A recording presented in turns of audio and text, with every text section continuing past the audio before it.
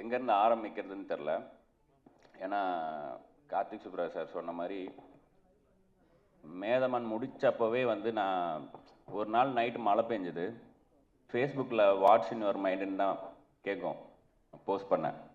நான் அந்த மழை சத்தம் மட்டும் கேட்குது ரூமில். நான் ஒரு கொடையில் ஒரு பையன் பொண்ணு 2 பேர் நிற்கிறாங்க. மழை பெஞ்சிட்ருக்கு.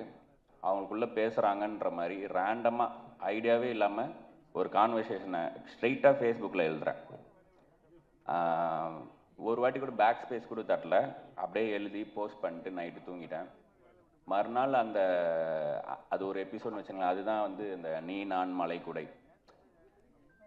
அப்படி ஃபேஸ்புக்கில் போட்ட ஒரு போஸ்ட், அதுக்கு மறுநாள் வந்த அன்பு, நிறையா கமெண்ட்ஸ், லைக்ஸ்.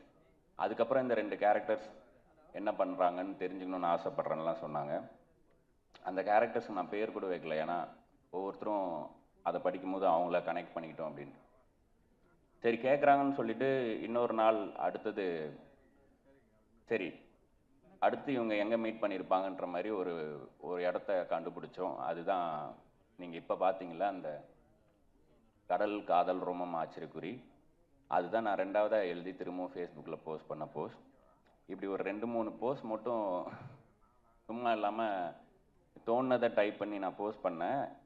அப்போது எனக்கு ஒரு பெரிய டைரக்டர்கிட்ட அசிஸ்டண்ட்டாக இருக்க ஒரு ஃப்ரெண்டு எனக்கு, அவர் ஃபோன் பண்ணி, இப்போ எதுக்கு இதை பண்ணிகிட்ருக்க ஃபேஸ்புக்கில், வெறும் ஒரு 4 லைக்குக்கும் கமெண்ட்டுக்கும், இதுக்குள்ளே ஒரு நல்ல கதை இதுக்குள்ளே இருக்குது, அந்த 2 கேரக்டர்ஸ்க்கும் ஒரு குட்டி ஸ்பேஸ்க்குள்ளேயே ஒரு கனெக்டை க்ரியேட் பண்ண முடியுது, இது ஒரு படமாகவே ஆக்கலாம், இல்லைன்னா வேறு யாராவது அதை பண்ண போகிறாங்க, தயவுசெய்து அதை டெலீட் பண்ணிடு அப்படின்னு சொன்னாங்க.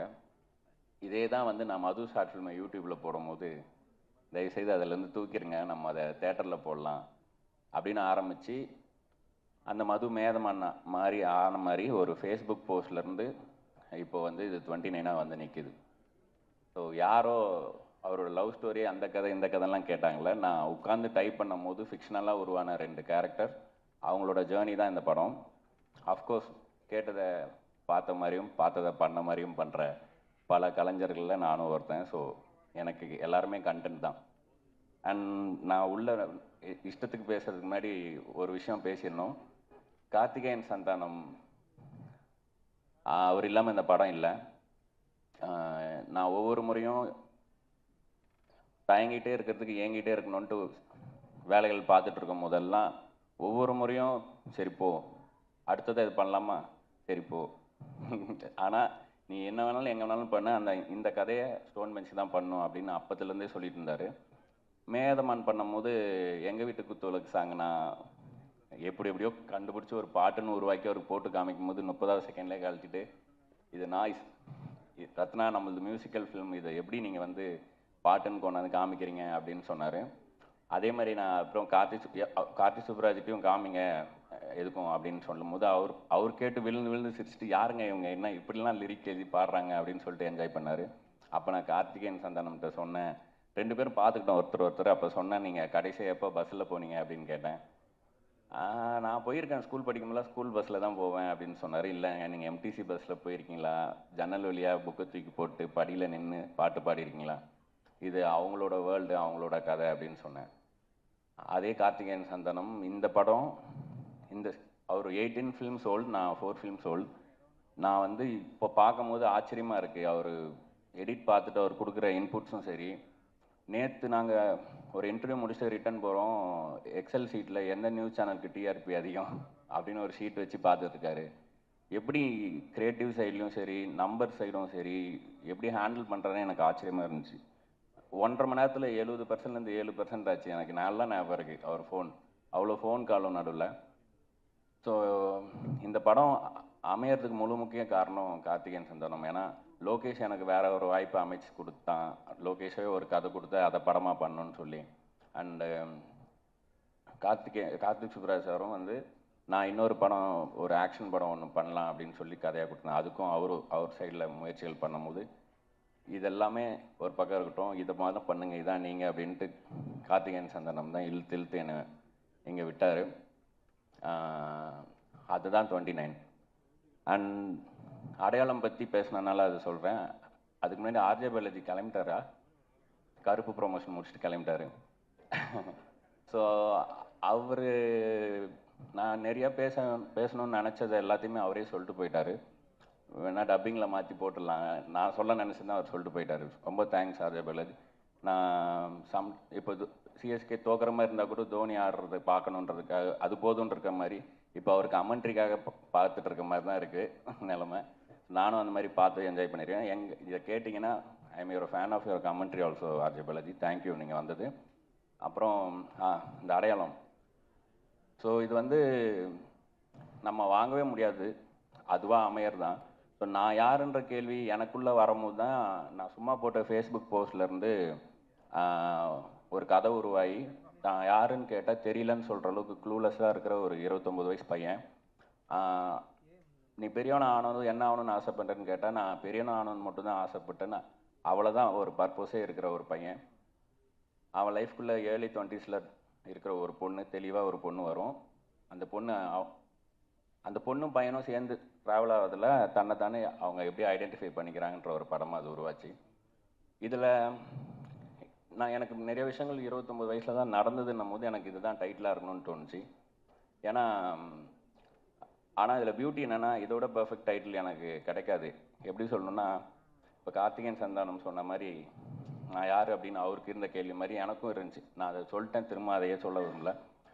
அப்போது இந்த டைட்டிலே வந்து அதே மாதிரி தான் இருக்குது. இப்போ 29 போட்டு இதை புரிய வைக்கிறதுக்கே போராட்டமாக இருக்குது.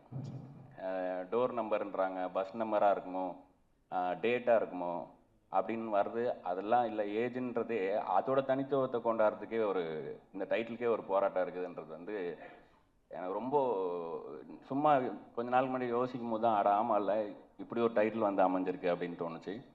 அண்ட் நீங்கள் பார்த்த இந்த 5 minutes பார்த்துருப்பீங்க சிங்கிள் ஷாட். இது வந்து ஒரு செகண்ட் சாப்டர் ஆஃப் இந்த 10 slices ஆஃப் சத்யான்றவனோட லைஃப். இது உங்களை என்கேஜ் பண்ணுது, உங்களால் கனெக்ட் பண்ணிக்க முடியுது, உங்களால் உட்கார முடியுது அப்படின்னா தாராளமாக மீதி இருக்கிற ஸ்லைசஸும் நீங்கள் ரசித்து பார்ப்பீங்கன்னு எனக்கு நம்பிக்கை இருக்குது. ஸோ டீம்லேருந்து ஆரம்பிக்கணும்னா ஃபஸ்ட் எடிட்டர் சதீஷ் நான் மறந்துடக்கூடாது. இந்த படம் இந்த டேட்டில் ரிலீஸ் ஆகிறதுக்கு தன் முதுகெலும்பை 3 ஆக்கி வேலை பார்த்ததுன்னா எடிட்டர் சதீஷ். எடிட்டர் சதீஷ் இல்லாமல் இந்த படம் இப்போ நீங்கள் பார்க்குற படமாக வந்திருக்காது. எனக்கு ரொம்ப எமோஷ்னலாக எனக்கெல்லாம் அழுகே வந்திருக்கு, ஏன் இவ்வளோ வருத்திட்டு பண்ணுறாரு அப்படின்ட்டு. படம் வந்ததுக்கப்புறம் ஆக்சுவலாக சோகங்கள் என்னென்னா, இதில் எடிட்டிங்கே வேலை இல்லாத ஒரு ஷார்ட்டை போட்டு ஸ்ட்ரைட்டாக எடிட்டர் பற்றி சொல்கிறேன், ஒரு சிங்கிள் ஷாட். ஸோ மாதேஷ் மாணிக்கம் பற்றி சொல்லணும். அவர் ரொம்ப ஃபாஸ்ட்டாக எடுப்பார், அவர் ரெக்குயர்மெண்ட் ரொம்ப கேட்க மாட்டார், பயங்கர டெக்னிக்கலி ஸ்ட்ராங் அப்படின்லாம் சொன்னாங்க. எனக்கும் தெரியும், எனக்கு ஃப்ரெண்டு, பல வருஷம் ஃப்ரெண்டு, நாங்கள்லாம் பழைய காடு. ஸோ மேதமானுக்கு நான் மாதேஷ் ஸ்டோன் பெஞ்சில் பண்ண வைக்கலாம்னு கூப்பிட்டு வரும்போது அது அமையல. அப்புறம் விஜய் கார்த்திக் பண்ணலான்னு இருந்துச்சு, அதுவும் அப்போ இரவா காலம் பண்ண போயிட்டான். அதுக்கப்புறம் விது பண்ணாங்க. ஸோ அப்போத்துலேருந்தே ஒவ்வொரு படம் போகும் மாதேஷ் வந்து போகிற மைண்டில், அப்புறம் நடக்காமல் போகும், அப்படியே போயிட்டு இருந்துச்சு. இந்த படம் பண்ணும்போது மாதேஷ், நான் அந்த ஃபயரோடு இருக்கிற மாதேஷ் வந்து நம்ம இந்த படத்தில் சேர்த்து எரிச்சிடணும் அப்படின்னு கூப்பிட்டேன். பட் போகிற ஸ்பீடு, ஏன்னா மாதேஷ் வந்து போன மாதமே ரோலிங் சொன்னாள். இதில் வேலை பார்த்த எல்லாரும் போன மாதமே வேலை பார்த்தவங்க, ஜஸ்ட் அவுட் ஆஃப் வேறு ப்ராஜெக்ட் அப்படி தான் இருந்தாங்க. எனக்கு வந்து 4 வருஷம் கழிச்சு ஒரு 35 நாள் கிடச்சிருக்கணும் போது நான் வேறு ஓட்டம் ஓடுறேன்னும் போது எல்லாருக்குமே கொஞ்சம் கஷ்டமாக இருந்துச்சு. அண்ட் நான் அவங்ககிட்ட 2வது நாளே சொல்லிட்டேன், நான் இந்த படத்தை இப்படி தான் பண்ண போகிறேன், இந்த ஸ்பீடில் தான் எடுக்க போகிறோம், நான் கொஞ்சம் ரூத்லெஸ்ஸாக தான் இருப்பேன்ட்டு. பட் ஒரு பாயிண்ட் மேலே ஒருத்தன் இந்த ஓட்டம் ஓடுறான்னும் போது எல்லாருமே சேர்ந்து ஓடினாங்க. ஸோ அதில் எல்லாருக்குமே சின்ன சின்ன மனக்கசப்புகள் இருந்தாலும் இப்போ இந்த படமாக பார்க்கும்போது ஒரு ஃபேமிலியாக ரொம்ப ஹாப்பி இந்த படத்தை பார்க்கும்போது. அண்ட் பிரீத்தி விது பற்றி நான் எல்லா இன்டர்வியூலையும் சொல்லிட்டே இருக்கிறேன். ஆக்சுவலாக அதனால் பிரீத்தி இல்லைன்னா விஜய் வந்து வேறு யாரும் பண்ணியிருக்க முடியாதுன்னு எனக்கு இப்போவும் தோணுது. அண்ட் சத்யாவும் சரி, இவங்களுக்குள்ளே இருக்க அந்த, எனக்கு விதுவை வந்து இந்த கேரக்டராக பண்ணணும்னு சொன்னதுமே ப்ரொப்போசல் லைன் வந்து ஒவ்வொரு லவ் ஸ்டோரிலையுமே ரொம்ப முக்கியமாக இருக்கும். சேதுல மனசு வலிக்குது புரிஞ்சுக்கும்னு சொல்கிறது ஒரு ப்ரொப்போசல் லைனாக இருக்குன்னா, சக்தி நீ அழகாக இருக்கன்னு நினைக்கலான்றது ஒரு ப்ரொபோசல் லைன்னா, இந்த மொமெண்ட்டில் என்ன ப்ரொபோசல் லைனாக இருக்கலான்னா ஒரு ஐ லவ் யூ தான் இருந்துச்சு விது கொடுத்ததும் வந்து எனக்கு என்ன தோணுச்சுன்னா, ஆயுசு முழுக்க அண்ணாந்து பார்க்க ரெடியான்னு சொல்கிறது கேட்குறது வந்து ரொம்ப, ஏன் வந்து இவங்களுக்கு ஒரு ஆப்பிள் பாக்ஸ் போட்டு சீட் பண்ணிலாம் மேட்ச் பண்ணணும், இந்த ஹைட் டிஃப்ரென்ஸே பியூட்டி தான் அப்படின்னு சொல்லிட்டு விதுவை காஸ்ட் பண்ணதும் அந்த லைனே மாற்றினேன். இப்போ எனக்கு பார்க்கும்போது ரொம்ப சந்தோஷமாக இருக்குது. விதுவோட ஹைட்டு, பிரீத்தியோட டான்ஸு, மகேந்திரனோட பர்சனாலிட்டி, ஷானோட சோல்னு எல்லாருக்குமே இதுக்கு முன்னாடி என்ன அவங்களோட ஸ்ட்ரென்த்தோ அது எல்லாமே இந்த படத்துக்குள்ளே கொண்டு வர முடிஞ்சுது. ஸோ அவங்கள பற்றி நிறையா பேசிட்டனால இப்போ பேச போகிறதில்ல. ஷான் இவர் அவருன்னு நான் நிறைய இடத்துல பேசி விட்டேன் ஃப்ளோவில். இந்த படத்தை இப்படி கார்த்திகேயன் சந்தானம் சொன்னனும் அது மாதிரி இப்போது ஐயா நாளைக்கு ரிலீஸ் பண்ணணும்னு சொல்கிறாங்க, முடியுமா அப்படின்னா, இவர்கிட்ட நேற்று ரிலீஸ் பண்ணணும்னு சொல்கிறாங்க, முடியுமான்னு கேட்டால் கூட பண்ணிடலாம் ஐயா, நேற்று தானே பண்ணிடலாம் அப்படின்ற அளவுக்கு எல்லாத்துக்குமே ரெடியாக இருப்பார். எனக்கு பயமாகவே இருக்கும், சரி யாராவது கூட 2 பேர் நோ சொன்னால் நம்மளும் ஓடிடலாம் அப்படின்னு பார்த்தா எல்லாத்துக்கும் ரெடியாக இருப்பார். இந்த படத்தோட இன்னொரு ஹீரோ வந்து ஷான் ரோல்டன். நான் வந்து பாட்டை பற்றி துண்டு துண்டாக இப்படிலாம் பேசுகிறேன்ல, இனிமேல் நான் ஒரு கதை எழுதுகிறேன் அப்படின்னா அந்த கதையில் எனக்கு ஒரு மியூசிக் கேட்குது அப்படின்னா அது ஷானோட ஸ்ட்ரென்த்தில் சோல்லேருந்து ஒரு மியூசிக் வரும், நீங்கள் பார்த்துருப்பீங்க. அந்த மியூசிக்கை அந்த கதை கேட்கலன்னா அந்த கதையை நான் எழுத மாட்டேன், பண்ண மாட்டேன் அப்படின்ற அளவுக்கு என்னை ரொம்ப பாதிச்சிருக்காரு. ஏன்னா இவ்வளோ எஃபர்ட்லெஸ்ஸாக அவர் விரல் வச்சா வர்ற மியூசிக் வந்து எனக்கு பென் வச்சா எழுத வரும். ஸோ இந்த கோயின்சிடன்ஸ் தான் எனக்கு தெரிஞ்சு மியூசிக்கில் ரிஃப்ளெக்ட் ஆகுதுன்னு நினைக்கிறேன். நம்ம நிறைய படம் பண்ணுவோம் ஐயா, கண்டிப்பாக. ஸோ தேங்க்யூ நீங்கள் இந்த ஆன்போர்டு இந்த படத்தில் வந்தது.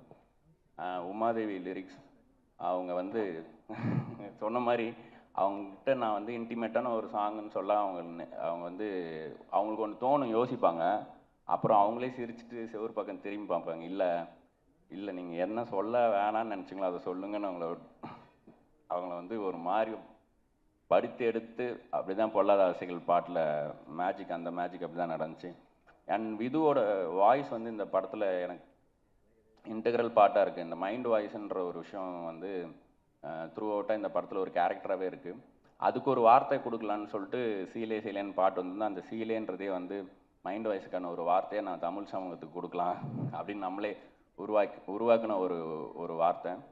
ஸோ அண்ட் விது வாய்ஸ் அதுக்கு அமைஞ்சது. அண்ட் அந்த சீலை சீலை சாங்கும் வந்து நான் ஒரு லாங் டிஸ்டன்ஸ் ரிலேஷன்ஷிப் இருந்தால் எப்படி இருக்கும் அவங்களுக்குள்ள கம்யூனிகேஷன்றது தான் ப்ரீஃபே. அதுக்கு ஒவ்வொரு வார்த்தையிலையுமே உயிர் கொடுத்தாங்க அவங்க. அண்ட் லீலாவதி நீங்கள் அந்த டான்ஸ் கோரியோ லாஸ்ட் மினிட்ல சொன்னோம் அந்த பொல்லாத ஆசைகளில், இவங்களோட கோரியோகிராஃபி வந்து அவங்களோட போஸ்ட்லேயே போட்டிருந்தாங்க, எனக்கு பிரீத்தியை பார்த்த மாதிரி இல்லை, லீலாவே டான்ஸ் ஆடிட்டு போன மாதிரி அப்படின்ட்டு. So I am so happy. அதுலேயும் ரிகார்டிங் த ரிலீஸ், ஸோ இந்த பக்கம் கரை படம் இருக்குது, இந்த பக்கம் கருப்பு படம் இருக்குது, அதுக்கு நடுவில் தான் வரும் அப்படின்னு இது வந்து எனக்கு கன்சர்னாக இருந்துகிட்டே இருந்துச்சு. நான் ப்ரொடியூசர்ட்டையும் சொன்னேன், இல்லைங்க சம்மர்னும் போது வீக் டேஸ்லேயும் கொஞ்சம் இருக்கும், பட்டு நாங்கள் வந்து மெர்சல் கூட மேதமான் விட்டு தான் ஆரம்பிச்சிருந்தோம். ஸோ இந்த வாட்டி கொஞ்சம் வித்தியாசமான சேலஞ்ச் இது. நான் என்ன சொல்கிறேன்னா, இப்போ அந்த பீச் சீன் பார்த்தீங்களா, அதில்